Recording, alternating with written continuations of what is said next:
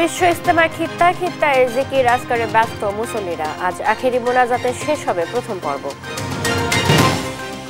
জুলাই অভ্যুত্থান জাতিকে ঐতিহাসিক গভীরতা ঐক্যবদ্ধ করেছে বললেন প্রধান উপদেষ্টা।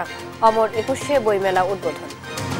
মাত্র ৬ মাস আগে জুলাই অভ্যুত্থান জাতিকে এক ঐতিহাসিক গভীরতায় ঐক্যবদ্ধ করে দিয়েছে, যার কারণে আমরা অর্থনৈতিক, রাজনৈতিক, প্রাতিষ্ঠানিক এবং মানবিক দিক থেকে বিধ্বস্ত এক দেশকে দ্রুততম গতিতে আবার উদ্দিষ্ট গন্তব্যে পৌঁছানোর জন্য তৈরি করার প্রস্তুতি নিতে সাহস খুঁজে পেয়েছি। অনিয়ম দুর্নীতির অভিযোগ গাইবান্ধার লক্ষ্মীপুর বালিকা উচ্চ বিদ্যালয়ের প্রধান শিক্ষকের বিরুদ্ধে এলাকাবাসীর ক্ষোভ। স্কুলের অনেক উন্নয়নমূলক কাজ আছে, সেই কাজের মধ্যে দুর্নীতি করছে উনি। তা আমরা যে কোনো উত্তর চাই, এই উত্তরগুলো উনি দেয় না। আমরা চাই ওনার বিরুদ্ধে যত দুর্নীতি করছে আইনানুগ ব্যবস্থা গ্রহণ করা দরকার। ময়মনসিংহ সিটি কর্পোরেশনে উন্নয়ন কাজে স্থবিরতা, শত কোটি টাকার কাজ বাতিল, পুনর্বহালের দাবি কাউন্সিলরদের। পাকিস্তানের বেলুচিস্তানে সন্ত্রাসী হামলায় 18 সেনার মৃত্যু, অভিযানে মারা গেছে 23 সন্ত্রাসী, শেহবাজ শরীফের নিন্দা। এবং বিপিএল এ পারিশ্রমিক ইস্যু সমাধান না হলে আইনি পদক্ষেপ বললেন ক্রীড়া উপদেষ্টা। ফিক্সিং ইস্যুতে বিসিবির আলাদা কমিশন।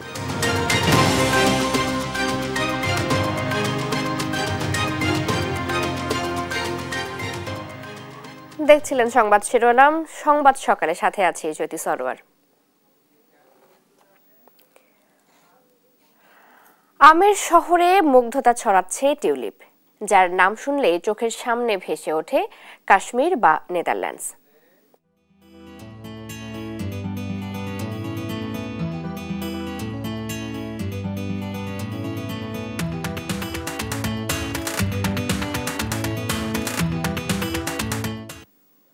রাজশাহীর টিউলিপ নিয়ে বিশেষ প্রতিবেদন থাকছে সংবাদের পরবর্তী অংশে। প্রথম পর্বে বিশ্ব ইজতেমার প্রথম পর্বের আখেরি মোনাজাতে অংশ নিতে দিনে তুরাগ তীরে ঢল নেমেছে মুসল্লির। সকাল ৯টায় মোনাজাত পরিচালনা করবেন তাবলিগের শীর্ষ মুরব্বী মাওলানা জোবায়ের। দ্বিতীয় দিনে ধর্মীয় বয়ানের পাশাপাশি ৬৩টি যৌতুকবিহীন বিয়ে আয়োজন করা হয়। আলিমুজ্জামান সাফওয়ানের রিপোর্ট। টঙ্গীর তুরাগ তীরে বিশ্ব ইজতেমার প্রথম পর্বের দ্বিতীয় দিন আজ। বাদ ফজর মাওলানা খোরশেদ সাহেবের বয়ানের মধ্য দিয়ে শুরু হয় আজকের আনুষ্ঠানিকতা।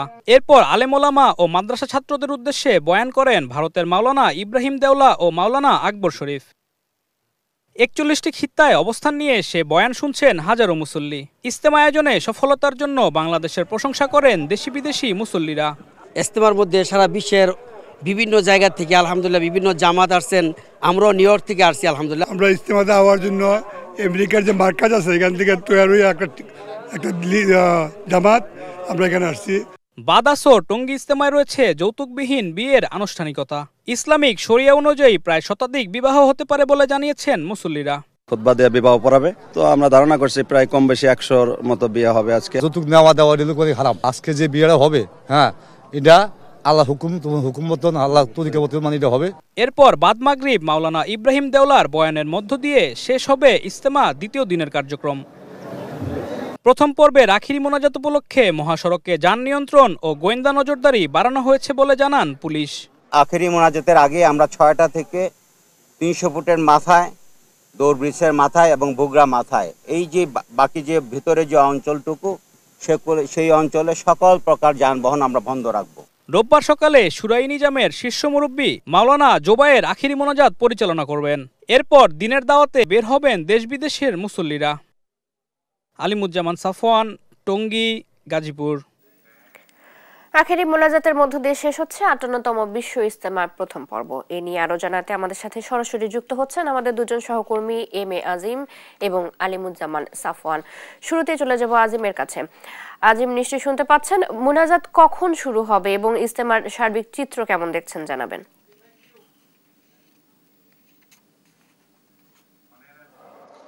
চৈতি, আজ কিন্তু আখিরি মোনাজাতের মধ্য দিয়ে শেষ হবে বিশ্ব ইজতেমার যে প্রথম পর্ব সেটি, এবং এই মুহূর্তে আমরা এখন দেখছি যে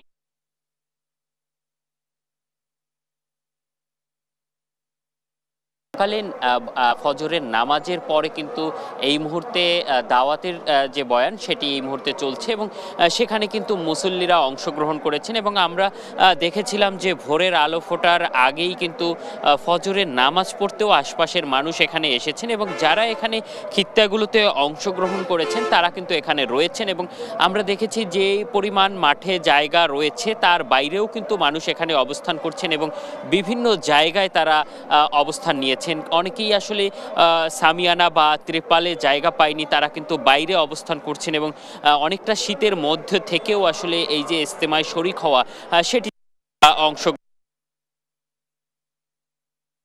যে হেদায়েতের বয়ানটি চলছে সেটির মাধ্যমে কিন্তু আসলে যারা এখান থেকে চিল্লায় যাবেন এবং তাদেরকে যে ধরনের কার্যক্রম তারা করবেন সেই দিক নির্দেশনাটি মূলত এখান থেকে দেয়া হচ্ছে এবং এখান থেকে যারা মহল্লায় মহল্লায় গিয়ে আসলে দাওয়াত দিবেন তাদেরকেও একটি দিক নির্দেশনা দেওয়া হচ্ছে এবং এই যে বয়ান সেটির যিনি করছেন তিনি হচ্ছেন মাওলানা আব্দুর রহমান সাহেব, তিনি ভারত থেকে এসেছেন এবং সেটির তর্জমা করছেন মাওলানা আব্দুল মতিন সাহেব এবং এই যে তাদের যে বয়ান পরবর্তীতে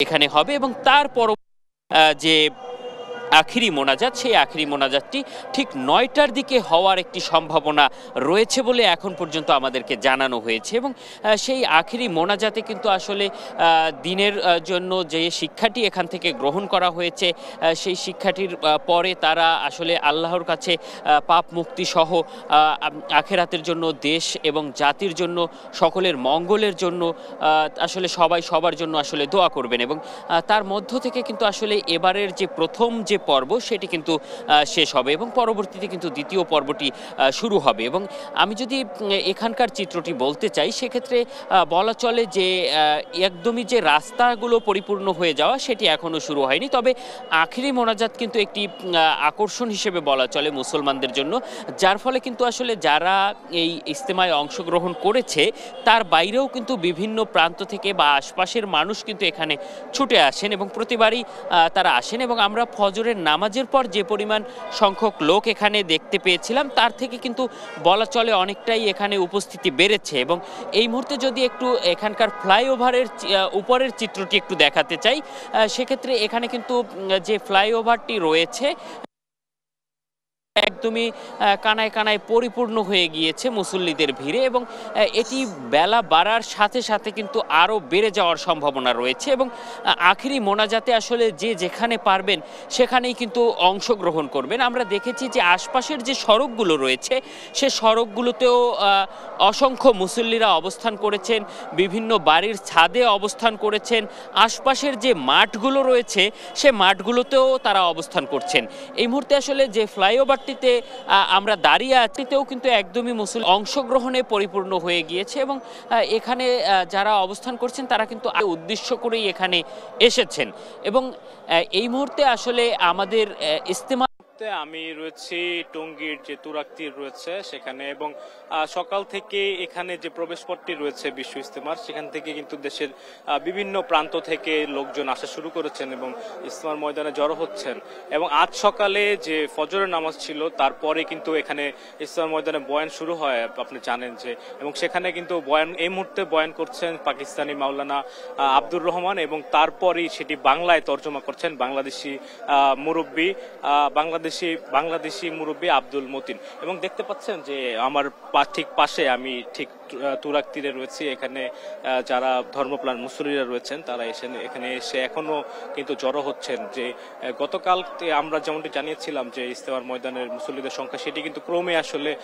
বাড়ছে এবং দেশের বিভিন্ন প্রান্ত থেকে মুসল্লিরা এখানে আসছেন। তো আমরা যেটি জানতে পেরেছি যে যেহেতু আগামীকালকে থেকে আরেকটি পর্ব, দ্বিতীয় পর্ব শুরু হওয়ার কথা রয়েছে, সুতরাং যত দ্রুত সম্ভব এই যে মোনাজাতটি রয়েছে আখেরি মোনাজাত সেটি করে ফেলা হবে এবং এই যে বয়ান যেটি চলছে বর্তমানে এটি আসলে যখনই শেষ হবে ঠিক তখনই তাবলিগ জামাতের যে মুরব্বী মাওলানা জুবাইর সাহেব উনি আসলে এই মোনাজাতটা পরিচালনা করবেন বলে আমরা জানতে পেরেছি এবং সকাল থেকে এই তুরাগ তীরে বেশ কুয়াশা রয়েছে, ঠান্ডার মধ্যেই কিন্তু যারা বিভিন্ন প্রান্ত থেকে এসেছেন তারা তাদের ধর্মের প্রতি সর্বোচ্চ গুরুত্ব দিয়ে ধর্ম পালন করছেন এবং তারা ইসলামের যে দাওয়াত, দিনী যে দাওয়াত সেটি কিন্তু তারা নিচ্ছেন এবং তারা সেই অনুযায়ী আমল করার চেষ্টা করছেন। এছাড়াও এখান থেকে তাদেরকে আসলে বিভিন্ন ধরনের দাওয়াত দেওয়া হচ্ছে, সঠিকভাবে কিভাবে নামাজ তারা পড়তে পারে এবং তাদের যে ভবিষ্যৎ যে জীবন সেটি কিভাবে সুন্দর করে তুলতে পারেন সেটি কিন্তু তারা এখান থেকে শিখছেন বলে আমাদেরকে জানিয়েছেন। আমরা এই মুহূর্তে কয়েকজন এখানকার মুসল্লি তাদের সাথে কথা বলতে চাই। আপনি তো ইজতেমা ময়দানে রয়েছেন, তো আজকের যে আনুষ্ঠানিকতা সেটি তো শুরু হয়ে গেছে, এখন বয়ান চলছে, তো সকাল থেকে আপনারা কি আসলে করলেন? সকাল থেকে ফজরের নামাজের পরেই হেদায়েতি কথা জামাত যারা এই যে তবলিগে যাবে বিভিন্ন মসজিদে এবং বাড়িতে যাবে যারা, এদেরকে বিশেষ ওসিয়ত করতেছেন মৌলানা আব্দুর রহমান সাহেব এবং আমাদের বাংলাদেশের মুরব্বী মৌলানা আব্দুল মতিন সাহেব তরজমা করতেছেন। হেদায়েতি কথা ফজরের পর থেকেই শুরু হয়ে গেছে। এই কথার পরেই মৌলানা ইব্রাহিম সাহেব আসবেন, 10-15 মিনিট কথা বলবেন, তারপরে মৌলানা জুবায়ের সাহেব দোয়া করে 9টার ভিতরে আমাদের এই মাঠ খালি করে দিতে হবে, যেহেতু আমাদের অন্য জেলা বাকি আছে। ওনারা আজকেই ঢুকবে, কালকে ফজর থেকে আবার দ্বিতীয় পর্ব শুরু। এই জন্য ঢাকার আশপাশ মুসল্লিদের অনুরোধ করব, দোয়ার জন্য শরীক হতে চাইলে দ্রুত চলে আসেন। এখন যে বয়ানটি চলছে এরপরে মাওলানা ইব্রাহিম উনি হেদায়েতের একটি কথা এখানে বলবেন বলে আমরা জানতে পেরেছি এবং তারপরে এখানে যে মূল স্টেজটি রয়েছে সেখানে মাওলানা জুবায়ের সাহেবের আসার কথা রয়েছে এবং তিনি এই আখেরি মোনাজাতটি পরিচালনা করবেন এবং সেই সকল যে প্রস্তুতি সেটি কিন্তু এই মুহূর্তে নেওয়া হয়েছে এবং মুসল্লিরাও প্রস্তুত আখেরি মোনাজাতের জন্য এবং মুসল্লিরা কিন্তু ইতিমধ্যেই ঢাকার বিভিন্ন প্রান্ত থেকে পায়ে হেঁটে ইজতেমার ময়দানে আসতে শুরু করেছেন। তো এই ছিল আমার কাছে টঙ্গীর তুরাগতীর থেকে সর্বশেষ খবর। সাফওয়ান, ধন্যবাদ আপনাকে। বিশ্ব ইজতেমার প্রথম পর্বের আখেরি মোনাজাতের খবর জানাচ্ছিলেন আমাদের দুজন সহকর্মী। জুলাই অভ্যুত্থান জাতিকে ঐতিহাসিক গভীরতায় ঐক্যবদ্ধ করেছে বলে মন্তব্য করেছেন অন্তর্বর্তী সরকারের প্রধান উপদেষ্টা ডক্টর মোহাম্মদ ইউনূস। শনিবার বিকেলে অমর একুশে বইমেলা উদ্বোধন অনুষ্ঠানে একথা বলেন তিনি। এ সময় বিশ্বজুড়ে যেসব বাংলাদেশি নিজ নিজ ক্ষেত্রে কৃতিত্ব দেখিয়েছে তাদের স্বীকৃতি দেওয়ার আহ্বানও জানান প্রধান উপদেষ্টা। সাইফুল রিপনের প্রতিবেদন। পর্দা উঠল অমর একুশে বই মেলার। শনিবার বিকেলে বাংলা একাডেমি প্রাঙ্গণে মেলা উদ্বোধন করেন অন্তর্বর্তী সরকারের প্রধান উপদেষ্টা ডক্টর মোহাম্মদ ইউনূস। একুশে বই মেলা 2025-এর শুভ উদ্বোধন ঘোষণা করছি। এ সময় বিভিন্ন ক্যাটাগরিতে বাংলা একাডেমি পুরস্কার প্রাপ্তদের হাতে পদক ও সম্মাননা তুলে দেন প্রধান উপদেষ্টা। দুঃস্বপ্নের বাংলাদেশকে নতুন বাংলাদেশে পরিণত করতে ছাত্র জনতা অসম্ভবকে সম্ভব করে দেখিয়েছে বলে মন্তব্য করেন তিনি। মাত্র 6 মাস আগে জুলাই অভ্যুত্থান জাতিকে এক ঐতিহাসিক গভীরতায় ঐক্যবদ্ধ করে দিয়েছে, যার কারণে আমরা অর্থনৈতিক, রাজনৈতিক, প্রাতিষ্ঠানিক এবং মানবিক দিক থেকে বিধ্বস্ত এক দেশকে দ্রুততম গতিতে আবার উদ্দিষ্ট গন্তব্যে পৌঁছানোর জন্য তৈরি করার প্রস্তুতি নিতে সাহস খুঁজে পেয়েছি। অভ্যুত্থান নিয়ে সড়কের দেয়াল চিত্র ঐতিহাসিক দলিল হিসেবে রূপ নিয়েছে বলেও জানান ডক্টর মোহাম্মদ ইউনূস। আমাদের তরুণ তরুণী, কিশোর কিশোরী রাস্তার দেয়ালে দেয়ালে তাদের স্বপ্নগুলো, তাদের আকাঙ্ক্ষাগুলো, তাদের দাবিগুলো অবিশ্বাস্য দৃঢ়তা এঁকে দিয়েছে। আমাদের রাস্তার দেয়াল এখন ঐতিহাসিক দলিলে রূপান্তরিত হয়ে গেছে। এগুলির স্থান এখন আমাদের বুকের মধ্যে এবং জাদুঘরে হওয়া ছাড়া আর কোনো বিকল্প নেই। বিশ্বে নিজ নিজ কাজে কৃতিত্ব দেখানো বাংলাদেশিদের 21-এর দিনগুলোতে স্মরণ করা সহ বইমেলা ঘিরে গুণগত প্রতিযোগিতার জন্য নিজের প্রস্তাবনা তুলে ধরেন প্রধান উপদেষ্টা। গুণগত প্রতিযোগিতা সৃষ্টি করার জন্য এবং আগ্রহ বাড়ানোর জন্য প্রতি বছর বিষয়ভিত্তিক সেরা লেখক স্বীকৃতির আয়োজন করলে লেখকরা এই স্বীকৃতি পাওয়ার জন্য এবং সেরা লেখকরা সেরা প্রকাশক পাওয়ার জন্য অনেক সহায়ক হবে। আমি এই প্রস্তাব দিচ্ছি। পরে বইমেলার বিভিন্ন স্টল ঘুরে দেখেন অন্তর্বর্তী সরকারের প্রধান উপদেষ্টা ডক্টর মোহাম্মদ ইউনূস। সাইফুল রিপন, দেশ টিভি, ঢাকা। প্রধান উপদেষ্টা উদ্বোধনের পর ঢিলে ঢালাভাবে কাটছে বইমেলার প্রথম দিন। এখনো স্টল গোছাতে ব্যস্ত প্রকাশকরা, বইপ্রেমীদের আনাগোনাও তুলনামূলক কম। দ্রুতই জমজমাট হওয়ার আশা জানান সংশ্লিষ্টরা। আরো জানাচ্ছেন জান্নাতুল মোহনা। জুলাই গণ অভ্যুত্থান নতুন বাংলাদেশ বিনির্মাণ শীর্ষক প্রতিপাদ্যকে ধারণ করে শনিবার থেকে শুরু হলো বইমেলা। দুপুরে প্রধান উপদেষ্টার উদ্বোধনের পর সর্বসাধারণের জন্য উন্মুক্ত করা হয় গেট। যদিও প্রথম দিনে অতটা জমে ওঠেনি মেলা, বেশিরভাগ প্রকাশকরা ব্যস্ত স্টল গোছাতেই। এই সপ্তাহের ভেতরেই কাজ শেষ করার প্রত্যাশা জানান তারা। সামান্য কিছু বাকি আছে, তারপর গোছ হয়ে যাচ্ছে। বই বিক্রি করতে পারবো, পাঠকদের কাছে আমরা দিতে পারবো, ভালো বইটাই আমরা দিতে পারবো ইনশাআল্লাহ। আমাদের গুছাতে তো আজকেই কমপ্লিট হয়ে যাবে ইনশাআল্লাহ। আগামী 2-3 দিনের মধ্যে জমজমাট হবে মেলা, তখন সেল ভালো হবে। মেলা জমে ওঠেনি জেনেও অপেক্ষার প্রহর শেষ হতে না হতেই তাই তো হাজির বই প্রেমীরা। কার্যক্রম শেষ হয়নি, সুন্দর মতো সব বই গোছানো হয়নি, মাত্র তো উদ্বোধন হলো, মানে আরো কিছুটা মনে হয় সময় লাগবে, এখনো কিনিনি, দেখতেছি। আমাদের একটা টিচারের বই পাবলিশ হয়েছে, ওটা একটু দেখবো আমরা যে স্টলটা ওপেন হয়েছে কিনা। যদি ওপেন হয় তাহলে একটু বইটা দেখবো, যদি কিনতে পারি আজকে কিনে নিয়ে যাবো, নাহলে পরে তো আসতেই হচ্ছে। বিশ্ব সাহিত্য কেন্দ্রের যে স্টলটা ওটা আসলে অনেক সুন্দর ছিল, মন কাড়ার মতো। এবারের অন্যতম আকর্ষণ বিশ্ব সাহিত্য কেন্দ্রের স্টল। দোতলা বাসের আদলে সেজেছে স্টলটি। ভ্রাম্যমাণ লাইব্রেরির আদলে আমাদের এই স্টলটা এবার বানানো হয়েছে আর কি। তরুণ প্রজন্মকে কিংবা বর্তমান সময়ে যেভাবে বইয়ের আলো ছড়িয়ে যাচ্ছে, হচ্ছে এটা আমরা বিশ্ব সাহিত্য কেন্দ্রের কাছে আজীবন কৃতজ্ঞ, কারণ তারা আজকে যেভাবে বই এবং পাঠক বৃদ্ধি করে চলেছে, হচ্ছে আসলে তারা সবসময় ভিন্ন কিছু করে এবং আজকেও তারা ভিন্ন কিছু করেছে। 8 ফেব্রুয়ারি ও 15 ফেব্রুয়ারি ছাড়া প্রতি শুক্র ও শনিবার মেলায় বেলা 11টা থেকে দুপুর 1টা পর্যন্ত শিশু প্রহর থাকবে। অমর একুশে বইমেলার প্রথম দিন ঢিলে ঢালাভাবে কাটলেও খুব শীঘ্রই জমজমাট হওয়ার প্রত্যাশা জানান পাঠক, লেখক এবং প্রকাশকেরা। বইমেলা থেকে জান্নাতুল মোহনা, দেশ টিভি, ঢাকা। কুমিল্লায় যৌথ বাহিনীর হাতে আটকের পর তৌহিদুল ইসলাম নামে এক যুবদল নেতার মৃত্যুর ঘটনা দ্রুত তদন্তের নির্দেশ দিয়েছে অন্তর্বর্তী সরকার। এ ঘটনায় দুঃখ প্রকাশ করে ইতোমধ্যে ক্যাম্প কমান্ডারকে প্রত্যাহার করেছে সেনাবাহিনী। এদিকে হত্যার সুষ্ঠু তদন্ত ও বিচার দাবিতে মানববন্ধন ও বিক্ষোভ করেছে নিহতের স্বজন ও এলাকাবাসী। সহকর্মী সুমন কবিরের তথ্য ও ছবিতে আরো জানাচ্ছেন আপন অপু। কুমিল্লার যুবদল নেতা তৌহিদুল ইসলামকে যৌথ বাহিনীর অভিযানে তুলে নিয়ে নির্যাতনের পর মৃত্যুর অভিযোগ উঠেছে। হত্যার বিচার দাবিতে শনিবার লাশবাহী গাড়ি নিয়ে নিজ গ্রাম সহ প্রেস ক্লাবের সামনে বিক্ষোভ ও মানববন্ধন করেছে নিহতের স্বজন সহ কয়েকশো গ্রামবাসী। অমানবিক নির্যাতনের কারণেই তৌহিদুলের মৃত্যু হয়েছে অভিযোগ করে ঘটনার সুষ্ঠু তদন্ত ও দোষীদের দৃষ্টান্তমূলক শাস্তির দাবি জানান তারা। ক্ষমাটা চাইছে, এতটুকুই কি যথেষ্ট একটা মানুষের জীবনের জন্য হইতে পারে? আর ওই এই গ্রামে দিয়ে এমন কোনো মানুষ জানে না আমার ভাসুর আর আমার হাজবেন্ড যে কি মানুষ, সবাই কান্না করতেছে। আমার বিচার চাইতে আসছে, অস্বাভাবিক মৃত্যুর বিচার চাইতে আসছে। আর মিড ক্যাম্প আছে, ওখানকার যে প্রধান আছে ওনার সাথে আমার কথা হয়েছে। উনি আমাকে ফোন করে আশ্বস্ত করছেন যে যারা এই ধরনের অবিচার অন্যায় করছে তাদের বিচার ওনারা করবেন। এ ঘটনায় সেনা ক্যাম্পের ক্যাম্প কমান্ডারকে প্রত্যাহার করা হয়েছে বলে জানিয়েছে আইএসপিআর। ঘটনাটিকে অনাকাঙ্ক্ষিত ও দুঃখজনক উল্লেখ করে উচ্চপদস্থ তদন্ত কমিটি গঠনের কথা জানানো হয়। দোষীদের বিরুদ্ধে সেনা আইন অনুযায়ী ব্যবস্থা নেওয়া হবে বলেও জানিয়েছে আইএসপিআর। এদিকে তৌহিদুলের মৃত্যুর ঘটনা দ্রুত তদন্তের নির্দেশ দিয়েছেন অন্তর্বর্তীকালীন সরকারের প্রধান উপদেষ্টা ডক্টর মোহাম্মদ ইউনুস। এক বিবৃতিতে এ তথ্য জানানো হয়। এর আগে বৃহস্পতিবার দিবাগত রাত 3টার দিকে যৌথ বাহিনীর অভিযানে কুমিল্লার আদর্শ সদর উপজেলা থেকে তৌহিদুর রহমান নামে ওই যুবদল নেতাকে আটক করা হয়। শুক্রবার বেলা 12টার দিকে কুমিল্লা মেডিকেল কলেজ হাসপাতালে তার মৃত্যু হয়। তিনি আদর্শ সদর উপজেলার পাঁচথবি ইউনিয়ন যুবদলের আহ্বায়ক ছিলেন। এই ঘটনায় কোতোয়ালি মডেল থানায় অপমৃত্যুর মামলা করেছে পুলিশ। নিউজ ডেস্ক, দেশ টিভি। দাবি আদায় না হওয়া পর্যন্ত তিতুমির কলেজের শিক্ষার্থীদের Barasat barricade two north city কর্মসূচি চলমান থাকবে বলে জানিয়েছেন আন্দোলনকারীরা। শনিবার রাত 8টার দিকে তিতুমির কলেজের সামনে এক সংবাদ সম্মেলনে এ ঘোষণা দেন কলেজের রাষ্ট্রবিজ্ঞান বিভাগের শিক্ষার্থী মাহমুদুল হাসান। বলেন, শিক্ষা মন্ত্রণালয় দাবি পূরণের নামে বারবার আশ্বাস দিয়ে যাচ্ছে, যার কোনো ভিত্তি নেই।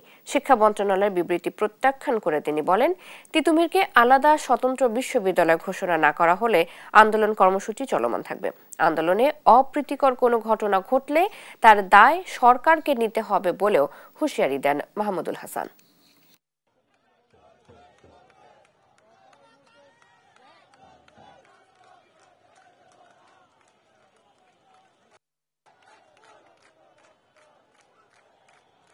হয় তিতুমির বিশ্ববিদ্যালয় হবে অথবা এখান থেকে একটা একটা করে লাশ যাবে। আমাদের সরকার এত শহীদ মামুন ভাই লাশ যা হয় নাই, একটা একটা লাশ যাবে। দাবির প্রেক্ষিতে কিন্তু তারা 7 কলেজের দাবির অন্তর্ভুক্ত হয়েছিল, তাই না?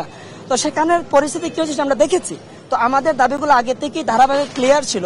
আমরা চাই তারাও বিপদে না ফেলুক, আমরা বিপদে না ফেলি। দেখছেন সংবাদ সকাল। ঘন কুয়াশার কারণে আরিচা, কাজিরহাট ও পাটুরিয়া দৌলতদিয়া নৌ রুটে ফেরি চলাচল সাময়িক বন্ধ রেখেছে বিআইডব্লিউটিসি কর্তৃপক্ষ। শনিবার রাত 10টার দিকে কুয়াশার ঘনত্ব বেড়ে গেলে নৌপথের চ্যানেলের মার্কিং পয়েন্ট অস্পষ্ট হয়ে যায়। পরে দুর্ঘটনা এড়াতে ফেরি চলাচল সাময়িক বন্ধ করে দেয় বিআইডব্লিউটিসি কর্তৃপক্ষ। এতে দুর্ভোগে পড়েন পারাপারের অপেক্ষায় থাকা যানবাহন চালকরা। কুয়াশার তীব্রতা কমে গেলে পুনরায় দুটি নৌপথেই ফেরি চলাচল শুরু হবে বলে জানায় বিআইডব্লিউটিসি আরিচা কার্যালয়ের ম্যানেজার আব্দুস সালাম।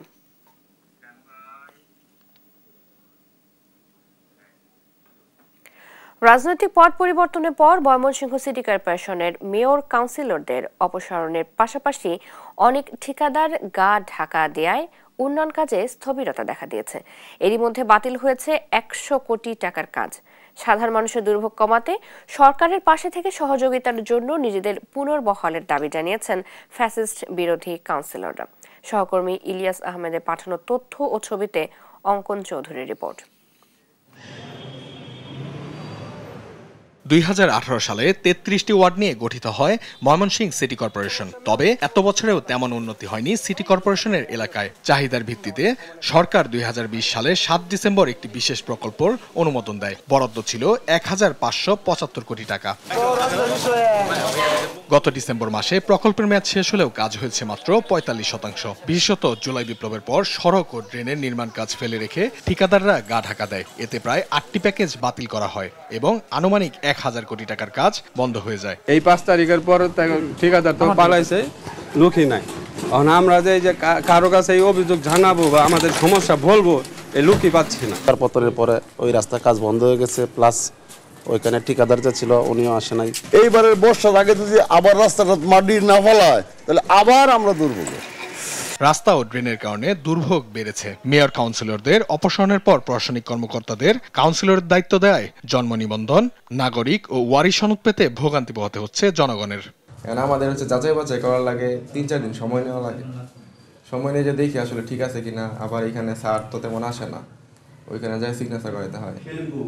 সব মিলায় একটু আর কি ভোগান্তিতে আছে। অন্তর্বর্তীকালীন সরকারের হাতকে শক্তিশালী করার পাশাপাশি জনগণের দুর্ভোগ লাঘব করতে ফ্যাসিস্ট বিরোধী সাবেক কাউন্সিলররা নিজেদের পুনর্বহলের দাবি জানিয়েছে। সরকারের কাছে আহ্বান জানাবো অতিলম্বে আমাদের এই কাউন্সিলের যেগুলো আছে এগুলো অতিলম্বে ফেরত দেয়, যাতে জনগণের কাছে আমরা যেতে পারি। এই সরকারের কাছে একটাই অনুরোধ থাকবে, এই সরকার যেন আমাদেরকে পুনর্বহাল করে আমাদেরকে সরকারের সঙ্গে কাজ করার সুযোগ সৃষ্টি করে দেয়। 5ই আগস্টের পর চলমান কাজের গতি কমে যাওয়ার পাশাপাশি ঠিকাদার প্রতিষ্ঠান বন্ধ রাখায় 8টি প্যাকেজের কাজ বাতিল হয়ে যায়। কর্তৃপক্ষ বলছে ধীরগতির কারণে সৃষ্ট দুর্ভোগ দ্রুতই লাঘব হবে। যে জনদুর্ভোগ কিছুটা সৃষ্টি হয়েছে গত 3-4 মাস যাবৎ, কাজ একটু ধীর গতির কারণে আশা করছি যে অচিরেই সেগুলো শেষ হয়ে যাবে এবং আমরা কাজগুলো শেষ করব, নাগরিকদেরকে স্বস্তি দিতে পারব। সংকট নিরসনে প্রশাসনের দ্রুত উদ্যোগ দেখতে চান ময়মনসিংহ সিটি কর্পোরেশনের বাসিন্দারা। অঙ্কন চৌধুরী, দেশ টিভি। নিয়োগ বাণিজ্য, অর্থ আত্মসাৎ, বই বিক্রি ও সার্টিফিকেট বাণিজ্য সহ নানা অনিয়ম দুর্নীতির অভিযোগ উঠেছে গাইবান্ধার সদর উপজেলার লক্ষ্মীপুর বালিকা উচ্চ বিদ্যালয়ের প্রধান শিক্ষক হারুনুর রশিদের বিরুদ্ধে। দীর্ঘদিন ধরে বিদ্যালয়ের জায়গায় 6টি দোকান নির্মাণ করে ভাড়া উত্তোলন করে আত্মসাৎ করছেন বলে অভিযোগ এলাকাবাসীর। সহকর্মী SM মইনুল হুদার তথ্য ও চিত্রে আব্দুল্লাহ আল মারুফের রিপোর্ট। গাইবান্ধা সদর উপজেলার লক্ষ্মীপুর বালিকা উচ্চ বিদ্যালয় আওয়ামী লীগের প্রভাব খাটিয়ে 2010 সালে বিদ্যালয়টিতে প্রধান শিক্ষক হিসেবে যোগ দেন হারুনুর রশিদ। অভিযোগ উঠেছে হারুনুর রশিদ যোগদানের পর হতে সহকারী শিক্ষক ও কর্মচারী নিয়োগ দিয়ে বাণিজ্য করেছেন। শিক্ষার্থীদের কাছ থেকে বাধ্যতামূলক বিদ্যুৎ বিলের অজুহাতে মাসিক 10 টাকা হারে চাঁদা আদায় করতেন তিনি। নতুন বই বিতরণের সময়ও শিক্ষার্থী প্রতি নেওয়া হতো 2 থেকে 300 টাকা। SSC সার্টিফিকেট উত্তোলনে 500 থেকে 1000 টাকা সহ প্রশংসাপত্র, মার্কশিট, প্রত্যয়নপত্র নিতেও শিক্ষার্থীদের টাকা দিতে হয়। হারুনুর রশিদের দুর্নীতি ও অনিয়মের বিরুদ্ধে বিভিন্ন দপ্তরে অভিযোগ করেও কোনো প্রতিকার মিলছে না বলে জানান অভিভাবকরা।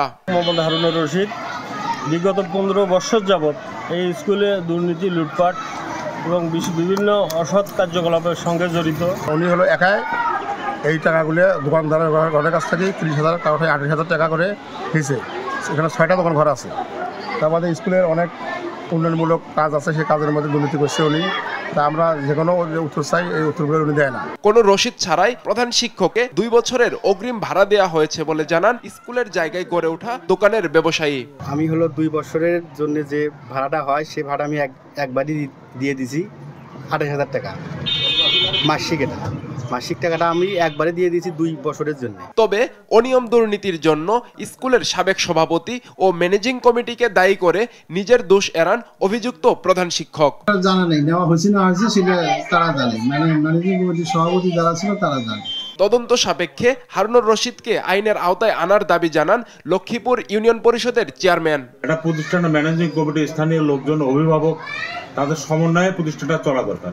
আমাদের এই ঐতিহ্যবাহী প্রতিষ্ঠান, আমরা চাই ওনার বিরুদ্ধে যত দুর্নীতি করছে আইনানুগ ব্যবস্থা গ্রহণ করা দরকার।